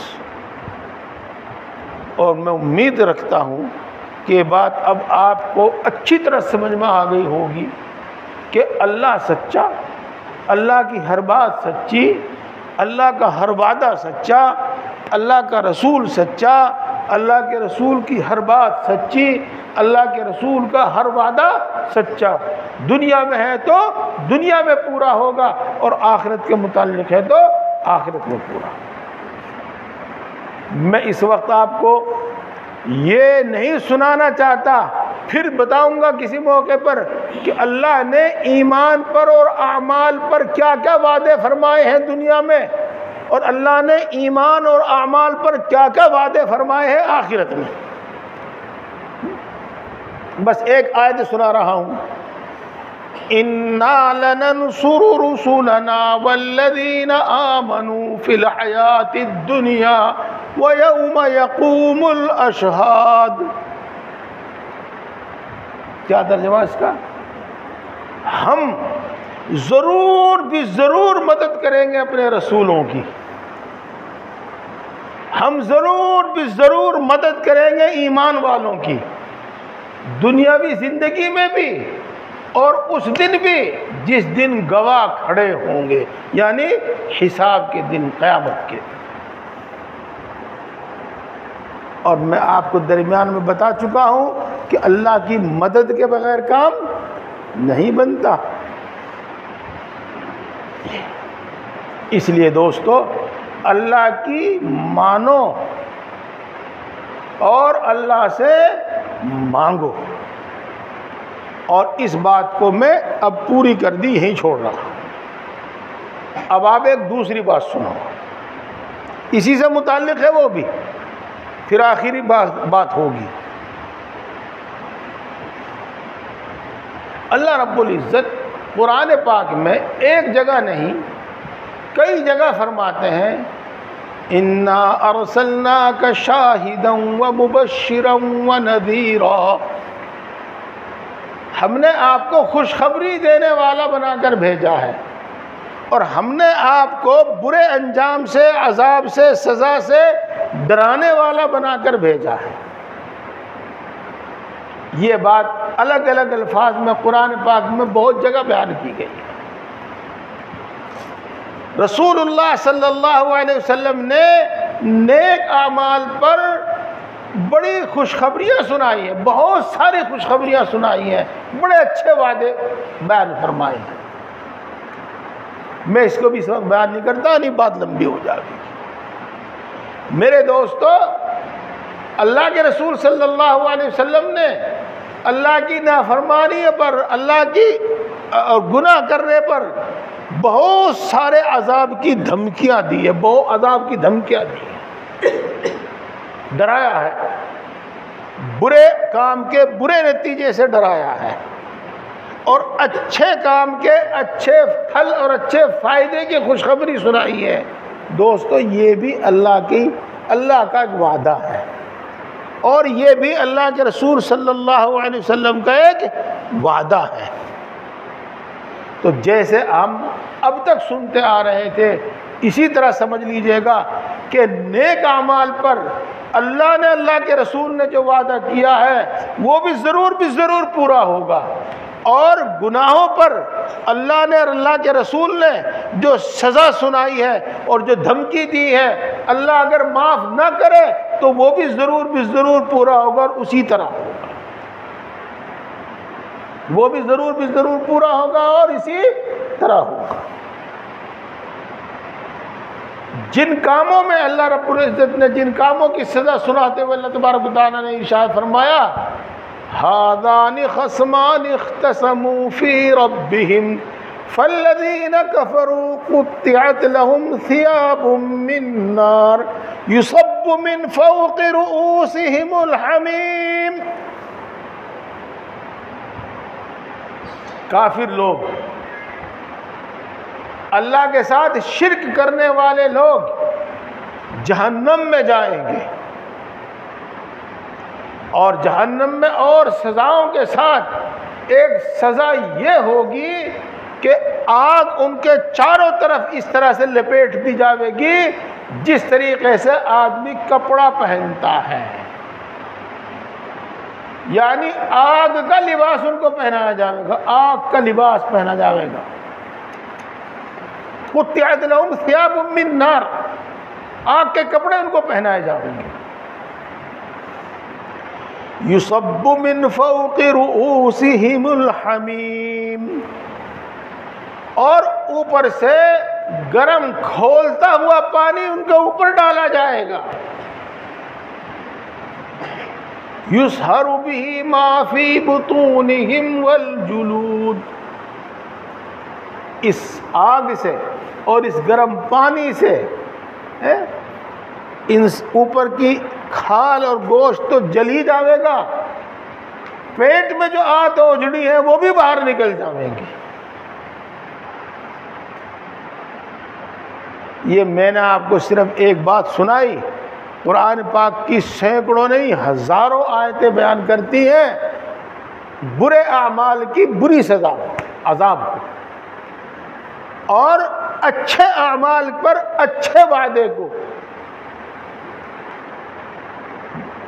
سینکڑوں نہیں ہزاروں آیتیں بیان کرتی ہیں۔ اللہ تبارک و تعالیٰ جہاں کسی کام کا حکم دیتے ہیں تو اکثر و بیشتر جنت اور جنت کی نعمتوں کا وعدہ فرماتے ہیں اس کے بعد، اور جب کسی کام سے منع کرتے ہیں تو اکثر و بیشتر جہنم کا اور جہنم کے عذاب کا تذکرہ کرتے ہیں اس کے بعد۔ تو میرے دوستو یقین رکھیے، اس بات کا یقین رکھیے، اور ہر وقت یاد رکھیے کہ نیک اعمال پر اللہ نے اللہ کے رسول نے جو وعدہ کیا ہے وہ بھی پورا ہوگا، اور گناہوں پر برے اعمال پر جو دھمکی دی ہے، جو سزا سنائی ہے، اللہ معاف نہ کرے تو وہ بھی اسی طرح ہوگا۔ اس لیے میرے بھائیوں، اللہ کے وعدوں کا یقین کرتے ہوئے ایمان پر ثابت قدم رہو اور نیک اعمال کرتے رہو، دین پر چلتے رہو، شریعت کی پابندی کرو، سنت کی پابندی کرو، اپنا ایمان سنوارو، اپنے اعمال سنوارو، اپنے اخلاق سنوارو، اور پکے سچے مومن اور مسلمان بن جاؤ۔ اللہ کی دھمکیوں سے اور اللہ کے عذاب سے ڈر کر شرک سے بچو، کفر سے بچو، اللہ کی نافرمانی سے بچو، رسموں سے بچو، بدعتوں سے بچو، اور صحیح طریقے پر دین پر عمل کرو، شریعت پر عمل کرو، سنت پر عمل کرو، شریعت سنت کے مطابق زندگی گزارو، اچھے کام کرو جن کا ہمیں حکم دیا گیا ہے، سب برے کام چھوڑ دو جن سے ہمیں روکا گیا ہے۔ نماز پڑھو، قرآن پڑھو، حلال کھاؤ، پاک دامن رہو، یہ ہمیشہ کی بات ہے۔ جب رمضان آوے تو رمضان کے روزے رکھو، جب زکوٰۃ فرض ہو جاوے زکوٰۃ ادا کرو، جب حج فرض ہو جاوے حج ادا کرو. غرض جتنے بھی نیک اعمال ہیں جن کا ہمیں حکم دیا گیا ہے ہم ان کو کریں، اور جن کاموں سے اللہ نے ہمیں منع کیا ہے، کفر سے بچو، شرک سے بچو، جھوٹ سے بچو، حرام کھانے سے بچو، زناکاری بدکاری سے بچو، دھوکہ دینے سے بچو، شراب اور نشے سے بچو، چوری سے بچو، خیانت سے بچو. جن جن چیزوں سے بھی بچنے کا ہمیں حکم دیا گیا ہے ہم ان سب چیزوں سے بچیں، اور نہیں تو ان پر جو سزا ہے اللہ معاف نہ کرے تو بھگتنی ہی بھگتنی پڑے گی، بھگتنی ہی بھگتنی پڑے گی. دیکھو دوستو، نماز چھوڑنے پر جو سزا ہے، نماز چھوڑنے پر جو عذاب ہے، وہ ہم فضائل نماز میں سنتے رہتے ہیں. وقت تو بس تھوڑا ہی ہوتا ہے. میں ایک بات بتاؤں، بس آپ کو دو بات بتا کے پھر میں ورقہ پلٹوں گا. حدیث پاک میں آیا ہے کہ جو گوشت حرام مال سے بنے گا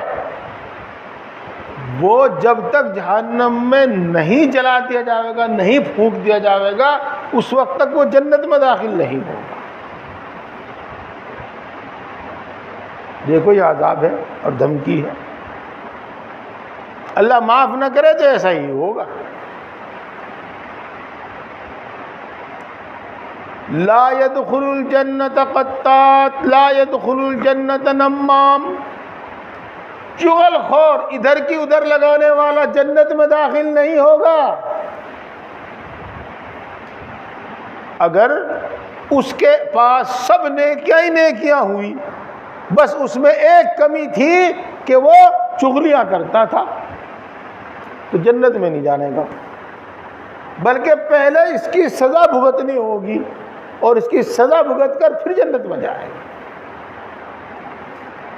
میرے دوستو، میں یہ سمجھا رہا ہوں کہ جن برے کاموں پر، جن بری عادتوں پر جو سزا اللہ نے مقرر کی ہے اللہ معاف نہ کرے تو پوری ہوگی، اس میں کوئی شک و شبہ نہیں. یہ دو مثالیں میں نے آپ کو اسی دیا دی ہیں. ایک حدیث پاک میں آتا ہے کہ زنا کرنے والے مرد اور زنا کرنے والی عورتیں جہنم میں ہوں گی، آگ میں جل رہی ہوں گی، اور آگ میں جلنے کے وقت، جہنم میں جلنے پھکنے کے وقت زناکار مرد اور زنا کرنے والی عورتوں کی شرمگاہوں سے ایسی بدبو نکل رہی ہوگی، ایسی بدبو نکل رہی ہوگی کہ جہنمی بھی اس سے پناہ مانگ رہے ہوں گے. تو میرے دوستو، یہ بات دو چار بتا کر میں آپ کو یہ سمجھانا چاہتا ہوں کہ اللہ کے رسول صلی اللہ علیہ وسلم نے جس عمل کی جو سزا بیان کی ہے، اگر اللہ معاف نہ کرے تو ایسا ہی ہوگا، اس میں کوئی شک و شبہ نہیں ہے. اس لیے میرے بھائیوں، اس ساری بات کا حاصل اور خلاصہ یہ ہوا کہ اللہ کا وعدہ پورا ہوگا، ہر وعدہ پورا ہوگا، اس کا یقین کر کے ہم نیک اعمال کریں، اچھے کام کریں، اچھی عادت اپنے اندر پیدا کریں، اور اللہ معاف نہ کرے تو برے اعمال پر جو عذاب اور سزا ہے وہ بھی بھگتنی پڑے گی. اس لیے اس بات کو سامنے رکھ کر برائیوں سے بچیں، بدعتوں سے بچیں، رسموں سے بچیں، کفر سے، شرک سے بچیں، گناہوں سے بچیں، جن کا بہت سارے گناہ ہمیں پتہ بھی ہے اور ذکر بھی آ گیا بہت ساری باتیں. اور یہ بات میری پوری ہو گئی. کیا منٹ باقی ہیں؟ اچھا ٹھیک، ابھی 20 منٹ اور بات، 20 منٹ میں سارے کام ہوگا، بات بھی اور دعا بھی. اب اگلی بات سنو میرے دوستو. آپ نے یہ سن لیا اور ساری بات کا حاصل یہ ہوا کہ اللہ کے وعدوں کا یقین کرو اور اللہ کے دین پر عمل کرو، یہی تو بات ہوئی، ساری بات کا حاصل تو یہی ہوا۔ اب سنو، اگر ہم 5 کام کریں تو وعدہ ہے، جو ان سے الفاظ میں استعمال نہیں کرنا چاہتا وہ استعمال کرتا ہوں آج کے ماحول کی وجہ سے، گارنٹی ہے کہ ہمارے اندر دین آ جائے گا۔ 5 کام ہیں۔ پہلا کام دین سیکھنا، جس کو ہم علم دین بھی کہہ دیتے ہیں، دین سیکھنا، اور دین سیکھے بغیر دین پر عمل ہو نہیں سکتا۔ دین سیکھنا، دین سیکھنے سے مراد اور علم دین سے مراد میری یہ نہیں ہے کہ تم میں سے ہم میں سے ہر آدمی مولوی بنے، حافظ بنے، مفتی بنے، یہ مراد نہیں ہے۔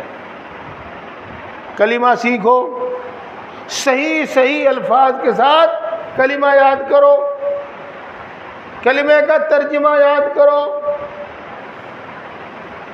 قرآن پاک پڑھو، نماز سیکھو، نماز کے مسئلے سیکھو، اور اسی طریقے سے جو بھی ہمیں کرنا ہے وہ سیکھو کہ کس طرح کرنا ہے۔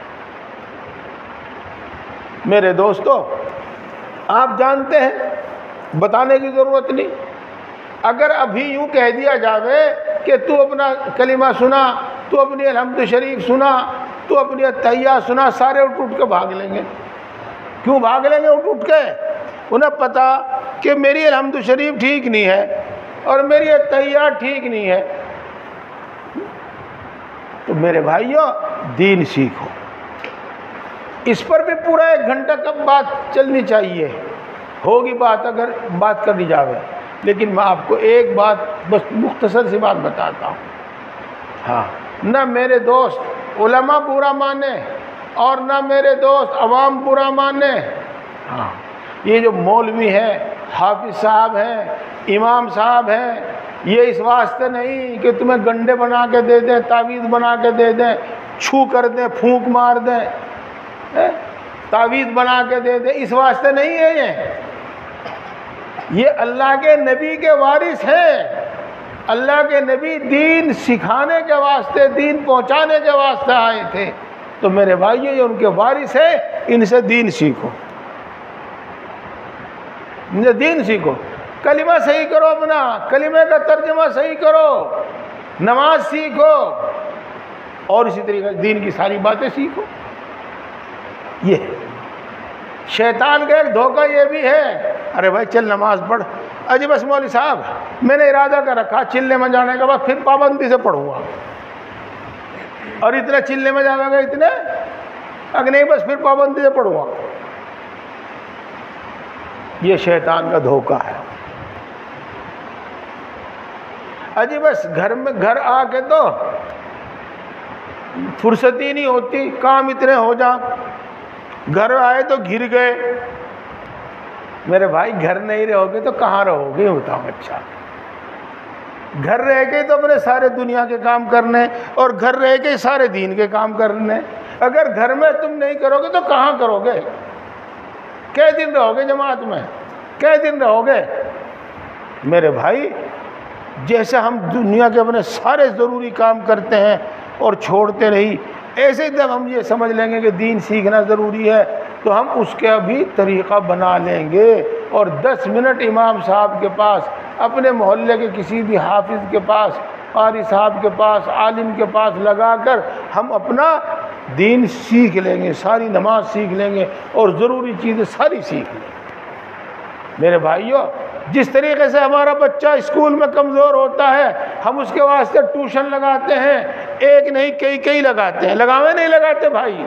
اپنا ٹیوشن کیوں نہیں لگا لیتے تم دین سیکھنے کے واسطے؟ ایسا بھی ہو سکتا ہے کہ آپ اپنے گھر بلا لو، ایسا بھی ہو سکتا ہے کہ آپ خود امام صاحب کے پاس آ جاؤ، حافظ صاحب کے پاس آ جاؤ اور دین سیکھ لو۔ بھائی، 5 باتوں میں سے پہلی چیز ہے علم، اور اس کے بغیر دین پر نہیں چلا جا سکتا۔ بات لمبی سے لمبی ہوتی جا رہی. اگر دودھ اصلی ہو اور گھی اصلی ہو اور اصلی دودھ پیو، اصلی گھی کھاؤ، تو اس کا فائدہ الگ ہی دکھائی دے گا. اور بھائی دودھ کے نام پہ کچھ اور پیو، کیا کیسے بڑھ رہا تم جانتے ہوں گے، اور گھی کے نام پہ، دیسی گھی کے نام پہ کچھ اور کھاؤ، تو اس کی خوشبو تو آ جائے گی، لیکن جسم میں کچھ نہیں فائدہ دکھائی دینے کا. جب ہم صحیح طریقے سے نماز نہیں پڑھتے، صحیح نماز ہم نے پڑھنی سیکھی نہیں، تو نماز کے جو فائدے ہیں وہ کیسے ظاہر ہوں گے، وہ کیسے پورے ہوں گے؟ تو بھائی پہلی چیز ہے دین سیکھنا، اور دوسری چیز ہے ذکر، علم اور ذکر. اس پر بھی 1 گھنٹہ چاہیے بولنے کے واسطے. لیکن تھوڑی سی بات یہ ہے کہ انسان کا جو سارا جسم جو ہے نا، یہ دل کے تابع ہے، دل کے کنٹرول میں ہے. جیسا دل ایسے ہی ہاتھ پاؤں سارے کام کرتے ہیں. جب آدمی کا دل بنتا ہے تو سارا جسم بن جاتا ہے، اور جب دل بگڑ جاتا ہے تو سارا آدمی بگڑ جاتا ہے. ذکر کرنے سے دل بن جاتا ہے، دل کی سختی دور ہو جاتی ہے، دل کا میل کچیل دور ہو جاتا ہے، دل روشن ہو جاتا ہے، دل نرم ہو جاتا ہے. اور جب وہ اللہ کا وعدہ سنتا ہے تو دل میں اثر ہوتا ہے، اور جب وہ عذاب کی دھمکی سنتا ہے تو اثر ہوتا ہے. اور دل اتنا صاف ستھرا ہو جاتا ہے کہ جس طریقے سے صاف ستھرے آئینے میں تصویر دکھائی دیتی ہے، جب دل صاف ہو جاتا ہے تو اس کو بھلائی کا برائی کا فرق سمجھ میں آنے لگتا ہے، اور دل کا میل کچیل قرآن پاک کی تلاوت سے اور اللہ کے ذکر سے دور ہوتا ہے. بس اتنی بات سمجھ لیو. تو پہلے علم اور دوسرے ذکر. علم کی بات میں نے آپ کو بتائی اور ذکر کی بھی بات بتا رہا ہوں. پہلی بات، آپ کا ذکر کا کچھ معمول ہے تو اسی کے مطابق ذکر کرتے رہو. آپ کو کسی شیخ نے کچھ بتایا ہو تو اسی کے مطابق پڑھتے رہو، اور نہیں آپ کا کوئی معمول ہے، نہیں آپ کے شیخ نے کچھ بتایا ہے، تو جو میں بتا رہا ہوں اس طرح پڑھ لیو. ایک تسبیح درود شریف کی پڑھنی ہے روزانہ، اور ایک تسبیح لا الہ الا انت سبحانک انی کنت من الظالمین کی پڑھنی ہے، اور ایک تسبیح استغفار کی پڑھنی ہے. یہ 3 تسبیح پڑھنی ہے. آپ کے پاس فرصت ہو تو صبح کو بھی پڑھو، شام کو بھی پڑھو، اور فرصت نہ ہو تو ایک وقت پڑھ لو. یہ آپ چلتے پھرتے بھی پڑھ سکتے ہیں، اپنی دکان پہ بیٹھ کے اپنے کام کاج کے وقت بھی پڑھ سکتے ہیں، اور یہاں تک لے لو اگر آپ تسبیح ہاتھ میں نہیں لے سکتے تو درود شریف پڑھتے رہو. جب دل یوں کہتے ہیں کہ 100 مرتبہ ہو گیا تو پھر استغفار پڑھنا شروع کر دو. اور تسبیح ہاتھ میں لے نہیں سکتے تو جب آپ کا دل یوں کہتے ہیں کہ 100 مرتبہ ہو گیا تو پھر لا الہ الا انت سبحانک انی کنت من الظالمین پڑھنا شروع کر دو. جب آپ کا دل یوں کہتے ہیں کہ 100 مرتبہ ہو گیا تو سمجھ لو کہ ہمارا معمول پورا ہو گیا.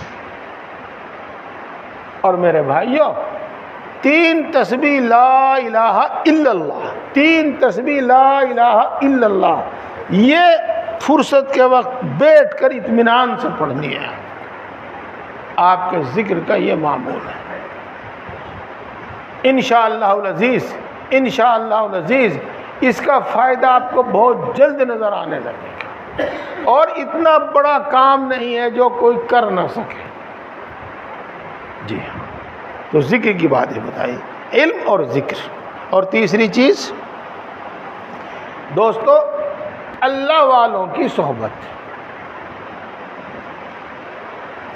علماء کی صحبت، بزرگوں کی صحبت، اللہ والوں کی صحبت. اس پر بھی 1 گھنٹہ بولنا پڑے، لیکن اس کو بھی میں بہت تھوڑی سی بات میں سمجھا دوں گا اور فوراً سمجھ میں آ جائے گی. اگر آپ اپنے بچے کو راج اور مستری بنانا چاہیں تو کس کے پاس چھوڑو گے بھائی بتاؤ؟ بولو، راج اور مستری کے پاس ہی چھوڑو گے نا؟ اور درزی بنانا چاہو تو کس کے پاس چھوڑو گے؟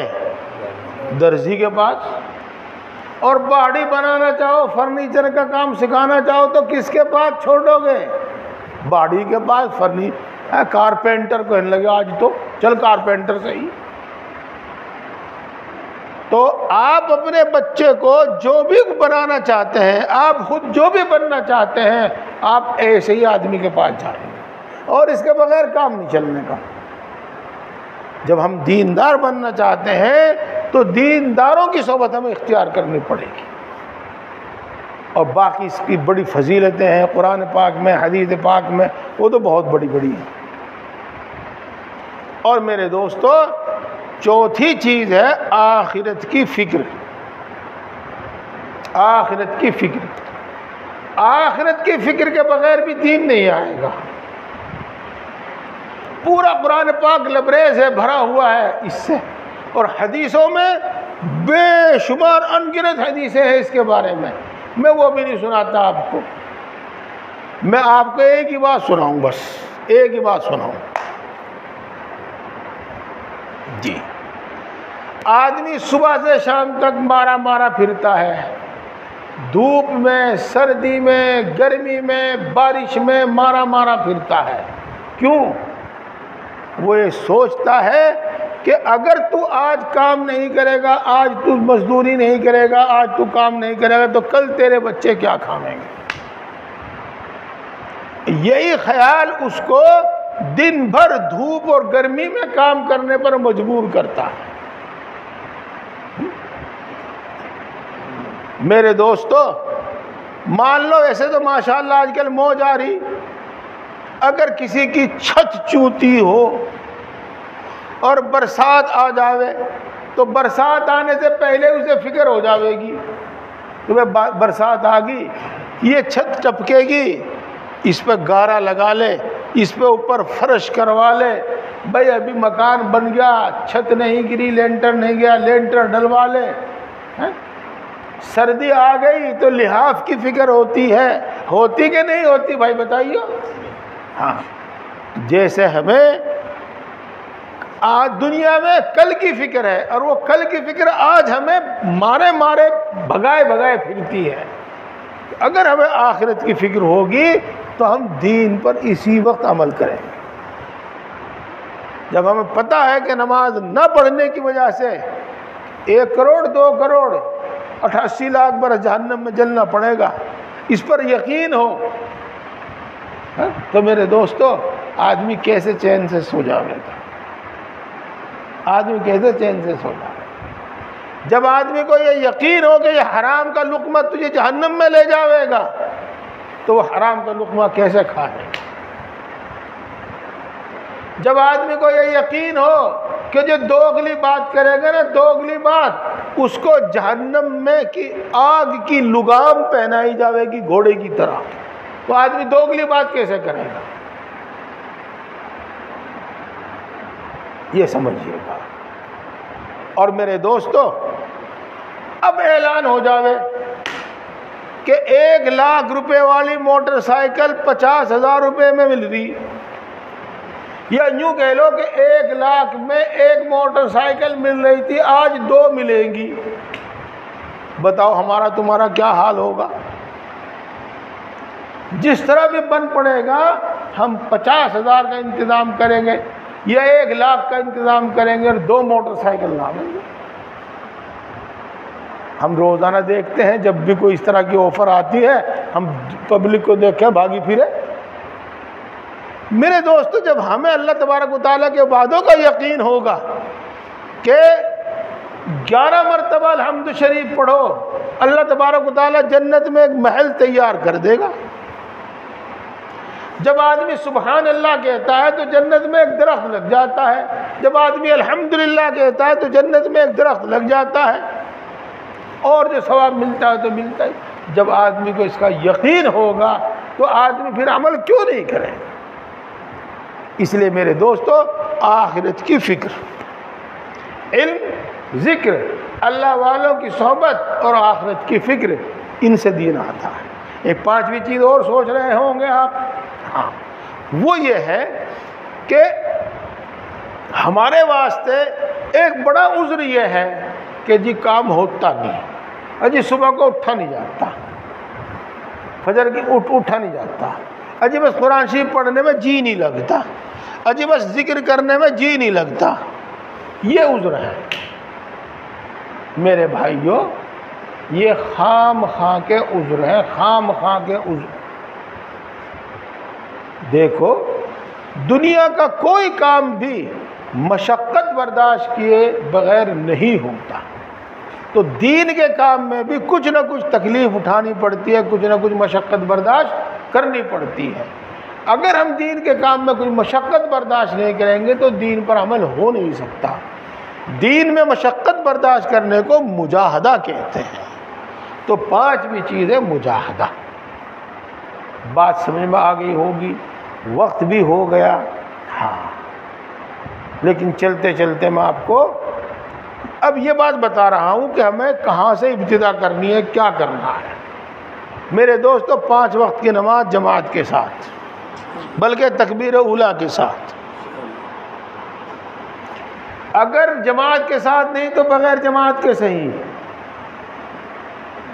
اور مسجد میں نہیں صحیح تو گھر صحیح، بہرحال پڑھنی ہے اور ہر حال میں پڑھنی ہے، یہ کام۔ اور آخری درجے کی بات، اگر چھوٹ گئی تو اگلی نماز پڑھنے سے پہلے پچھلی چھٹی ہوئی نماز پڑھنی ہے،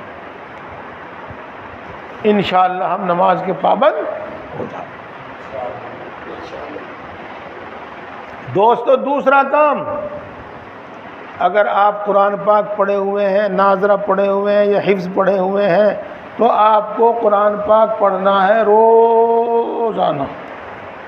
1 پارہ نہ صحیح تو آدھا پارہ، آدھا پارہ نہ صحیح تو پاؤ پارہ، اور پاؤ پارہ نہ صحیح تو 1 رکوع ضرور پڑھنا ہے۔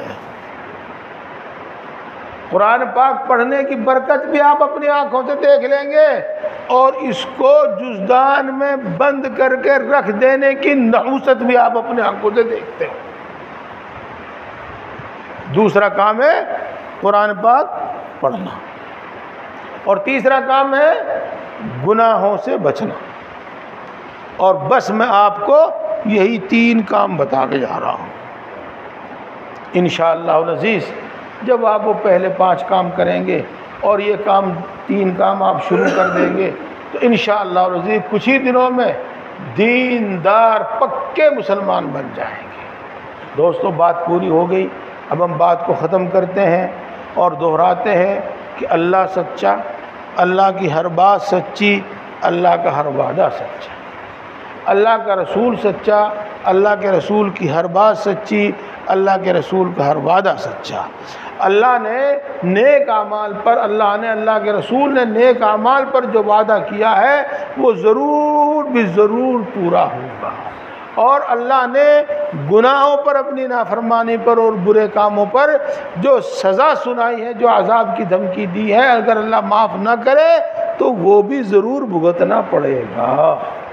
اور میرے دوستو، دیندار بننے کے واسطے 5 چیزیں ضروری ہیں جو آپ کو بتائی، اور دینداری کی شروعات کریں گے ہم تو یہاں سے کریں گے کہ نماز پابندی سے پڑھیں گے، قرآن پڑھیں گے اور گناہ چھوڑنے شروع کر دیں گے۔ اللہ تبارک و تعالی ہم سب کو عمل کی توفیق عطا فرمائے۔ الحمدللہ رب العالمین الرحمن الرحیم مالک یوم الدین، والصلاة والسلام على سید الانبیاء والمرسلین محمد وآلہ واصحابہ اجمعین۔ لا الہ الا انت سبحانک انی کنت من الظالمین۔ ربنا ظلمنا انفسنا وان لم تغفر لنا وترحمنا لنکونن من الخاسرین۔ اے اللہ، تو سب سے بڑا ہے، ہر چیز پر قادر ہے، ہر چیز کا مالک ہے، ہر چیز کا پیدا کرنے والا ہے، ہر چیز کے خزانے تیرے قبضے میں ہیں، تیرے خزانے کبھی کم یا ختم ہونے والے نہیں ہیں۔ اے اللہ، تو بڑی طاقت والا ہے، تیری قدرت میں مٹی اور سونا پیدا کرنا برابر ہے۔ اے اللہ تو یقیناً بڑی طاقت والا ہے، تیری قدرت میں کنکر پتھر اور ہیرا موتی پیدا کرنا برابر ہے۔ اے اللہ تو یقیناً بڑا مہربان ہے، سب پر مہربان ہے، بڑی بڑی نعمتوں سے نوازتا ہے، بلا استحقاق عطا فرماتا ہے، بلا عوض عطا فرماتا ہے، بغیر مانگے عطا فرماتا ہے، اور مانگنے والوں کو کبھی محروم نہیں کرتا۔ اے اللہ تو یقیناً بڑا مہربان ہے، سب پر مہربان ہے، بڑے بڑے گناہوں کو معاف کرتا ہے، بار بار معاف کرتا ہے، معاف کرنے کو پسند کرتا ہے، سینکڑوں سال کے کفر و شرک تک کو توبہ کرنے سے معاف کر دیتا ہے۔ اے اللہ ہم تیری انہی اچھی صفات کے واسطے سے تجھ سے مانگتے ہیں، ہم سب کو ایمان کامل عطا فرما۔ اے اللہ ایمان کی لذت و حلاوت نصیب فرما۔ اے اللہ ایمانی صفات ہمارے اندر پیدا فرما۔ اے اللہ ایمانی تقاضوں پر عمل کرنے کی ہمیں توفیق نصیب فرما۔ اے اللہ اپنی صفات کی پہچان عطا فرما، اپنی صفات کا یقین عطا فرما، اپنی محبت و معرفت عطا فرما، اپنا خوف عطا فرما، اپنے نبی کی محبت عطا فرما، اپنے وعدوں کا یقین عطا فرما۔ اے اللہ ہم سب کو ہدایت عطا فرما، ہماری اولاد کو ہدایت عطا فرما، ہم سب کو نفع دینے والا علم عطا فرما، جو ہم جانتے ہیں، جو ہم نے سنا ہے اس پر عمل کرنے کی توفیق نصیب فرما، ہم سب کو دین کی صحیح سمجھ عطا فرما، ذکر کرنے والی زبان عطا فرما، شکر کرنے والا دل عطا فرما۔ اے اللہ طاعت و عبادت میں مشقت برداشت کرنے والا جسم عطا فرما۔ اے اللہ اپنی طاعت و فرما برداری کو ہمارے لیے آسان فرما، ہم سب کو متقی اور پرہیزگار بنا، اپنا فرما بردار بندہ بنا۔ آج تک جتنے گناہ کیے ہیں تمام گناہوں کو معاف فرما، پکی سچی توبہ نصیب فرما، توبہ پر استقامت نصیب فرما، تمام گناہوں سے نفرت پیدا فرما، تمام گناہوں سے حفاظت فرما، نفس و شیطان کے شر سے ہماری حفاظت فرما، اپنی طاعت و عبادت کو ہمارے لیے آسان فرما، اپنی طاعت و عبادت میں ہماری مدد فرما۔ اے اللہ ہماری ناقص عبادتوں کو قبول فرما۔ اے اللہ ساری مخلوق تیری محتاج ہے، تو کسی کا محتاج نہیں ہے، ہم تیری ہی عبادت کرتے ہیں اور تجھی سے مانگتے ہیں، اور تیرے سوا کسی سے کوئی امید نہیں رکھتے۔ اے اللہ اپنے فضل سے ہم سب کی تمام ضرورتیں پوری فرما۔ اے اللہ اپنے سوا کسی کا محتاج نہ بنا۔ اے اللہ بیماری اور بڑھاپے میں جب ہمارے ہاتھ پاؤں بھی ہمارا ساتھ نہ دیں، اس وقت بھی ہمیں کسی کا محتاج نہ بنا۔ اے اللہ اس وقت ہمیں روزی زیادہ عطا فرما۔ اے اللہ ہم سب کو اور ہمارے گھر کے تمام افراد کو صحت و قوت عطا فرما، تمام بیماریوں سے شفا نصیب فرما۔ اے اللہ خوشحالی عطا فرما، تندرستی سے حفاظت فرما۔ اے اللہ نہ تو ہم تجھ سے اتنا مانگتے جو ہم کو مغرور اور متکبر بنا دے، ہم کو سرکش بنا دے، اور اے اللہ اتنا تنگ دست بھی نہ بنائیے جو ہم اپنے آپ کو بھی بھول جاویں اور تجھے بھی بھول جاویں، اور پھر تو بھی ہمیں بھلا دے۔ اے اللہ اتنا تنگ دست بھی نہ ہمیں بنائیے۔ اے اللہ خوشحالی عطا فرما، تنگ دستی سے حفاظت فرما۔ اے اللہ قرضوں سے سبکدوش فرما۔ اے اللہ تو خوب جانتا ہے قرض نگاہیں جھکا دیتا ہے، کمر توڑ دیتا ہے۔ اے اللہ اپنے فضل سے قرض کی ادائیگی کی صورتیں پیدا فرما۔ اے اللہ غیب سے صورتیں پیدا فرما اور قرضوں سے سبکدوش فرما۔ اے اللہ جن کو مکان کی ضرورت ہے ان کو کشادہ مکان عطا فرما، جن کو دکان کی ضرورت ہے ان کو موقع کی دکان عطا فرما، جن کو کاروبار کی تلاش ہے ان کو بابرکت حلال کاروبار عطا فرما، جن کو کاروبار عطا کیا ہے اللہ ان کے کاروبار میں برکت فرما، ترقی عطا فرما، ہر قسم کے حوادثات سے بری نظروں سے اس کی حفاظت فرما۔ اے اللہ جن کو رشتوں کی تلاش ہے ان کو نیک اور نبا والے رشتے عطا فرما۔ اے اللہ جن کے رشتے طے ہو چکے ہیں کوئی بھی رکاوٹ ہے ہر رکاوٹ کو دور فرما، غیب سے سامان مہیا فرما۔ اے اللہ جن کو اولاد کی تمنا ہے ان کو نیک اولاد عطا فرما۔ اے اللہ جن کو اولاد عطا کی ہے ان کی اولاد کو ان کی آنکھوں کی ٹھنڈک بنا، ان کے دل کی راحت بنا، ملک و ملت کا خادم بنا۔ اے اللہ ان کو بہترین قابلیتیں عطا فرما، ان کو بہترین صلاحیتیں عطا فرما۔ اے اللہ اے اللہ اے اللہ ان کو آوارہ اور ناکارہ ہونے سے بچا لے۔ اے اللہ ان کو آوارہ اور ناکارہ ہونے سے بچا لے۔ اے اللہ ان کو آوارہ اور ناکارہ ہونے سے بچا لے۔ اے اللہ ہمارے گھروں میں اتفاق اور اتحاد پیدا فرما، ہر ایک کا حق پہچان کر ادا کرنے کی توفیق عطا فرما۔ اے اللہ نرم مزاجی عطا فرما، نرم کلامی عطا فرما۔ اے اللہ بڑوں کی خاص طور سے ماں باپ کی عزت و خدمت کرنے کی توفیق نصیب فرما۔ اے اللہ ہمارے آپسی جھگڑے ختم فرما، خصوصاً ماں باپ اور اولاد کے آپسی جھگڑے ختم فرما، خصوصاً میاں بیوی کے آپسی جھگڑے ختم فرما۔ اے اللہ ہمارے گھروں میں چین سکون اور سکینہ نازل فرما، اپنی رحمتیں نازل فرما، اپنی برکتیں نازل فرما۔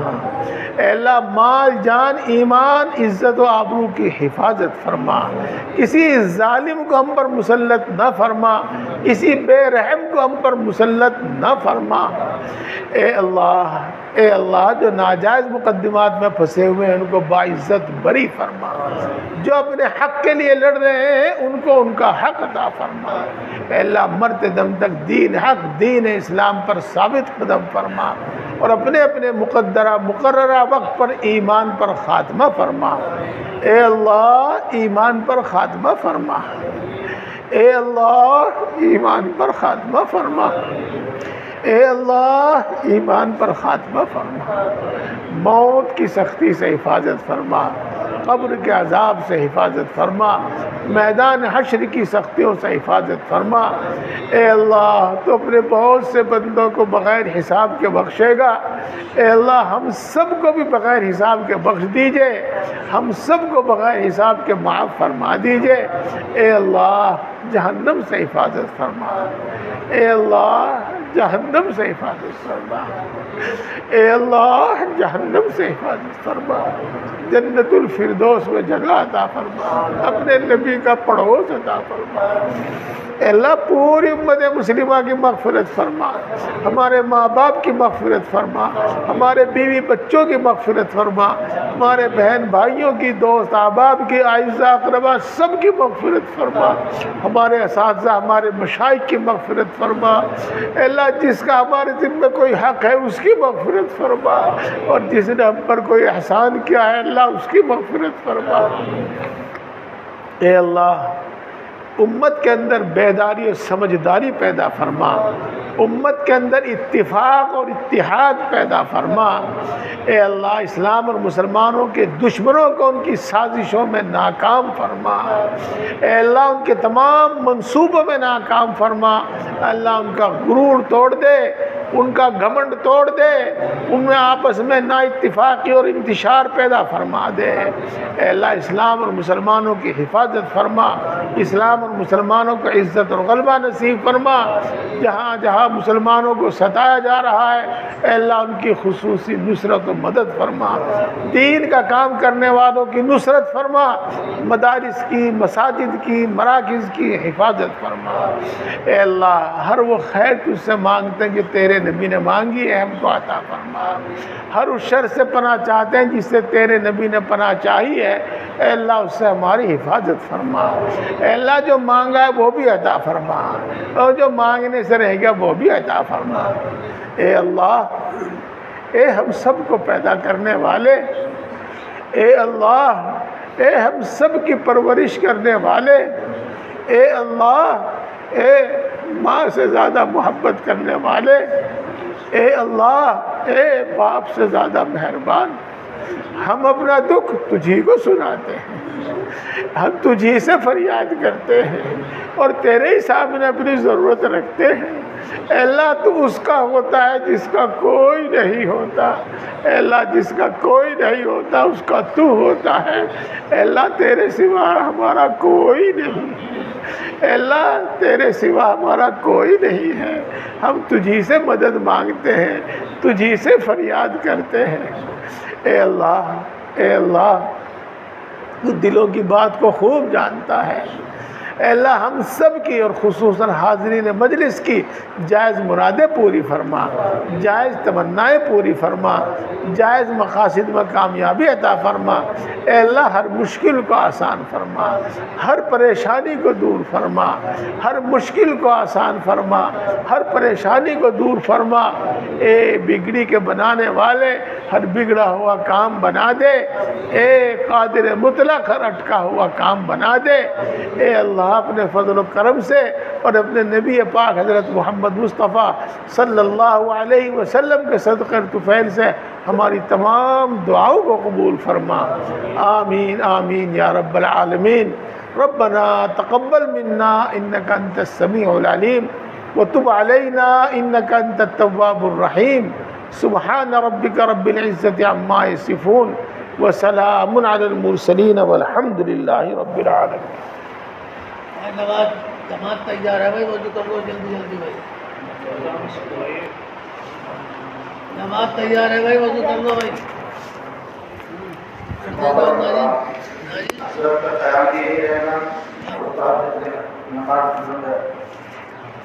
ذکر کی مجلس بھی ہوگی اور فجر کے بعد اشراق تک حضرت کی نصیحتیں بھی ہوگی۔